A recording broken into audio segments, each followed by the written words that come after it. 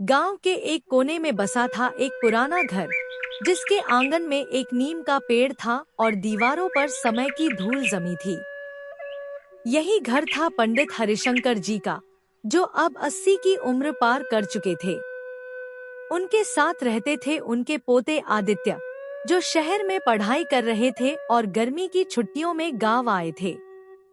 एक दिन आदित्य ने दादाजी से पूछा, दादाजी, ये रोज सुबह सुबह घंटी बजाकर पूजा करना, तुलसी को जल देना, ये सब अब पुराने जमाने की बातें नहीं हो गईं?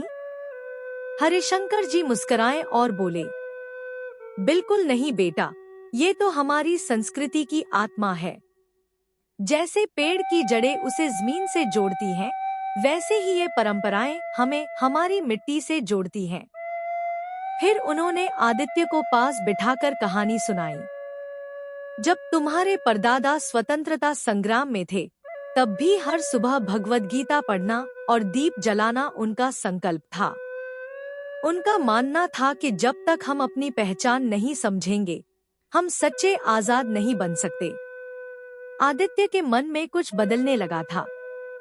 अब वो सुबह उठकर दादाजी के साथ मंदिर जाता, तुलसी में पानी देता और साथ बैठकर आरती करता।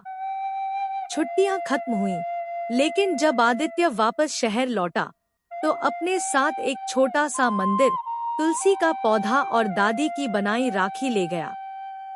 हॉस्टल के कमरे में उसने एक कोना भारतीय संस्कृति के नाम कर दिया। कुछ महीने बाद उसके दोस्त हैरान रह गए जब आदित्य ने विश्वविद्यालय के कल्चरल डे पर भारतीय संस्कृति और जीवन मूल्य पर भाषण देकर पहला पुरस्कार जीता।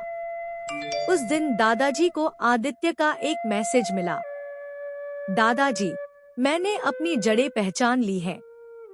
आपसे मिली ये विरासत अब मेरी ताकत है। धन्यवाद। सीख: भारतीय संस्कृति केवल पूजा पाठ नहीं, एक जीवन शैली है, जिसमें बड़ों का आदर, प्रकृति के साथ संतुलन और आत्मा की शांति छुपी होती है। इसे समझना ही असली आधुनिकता है।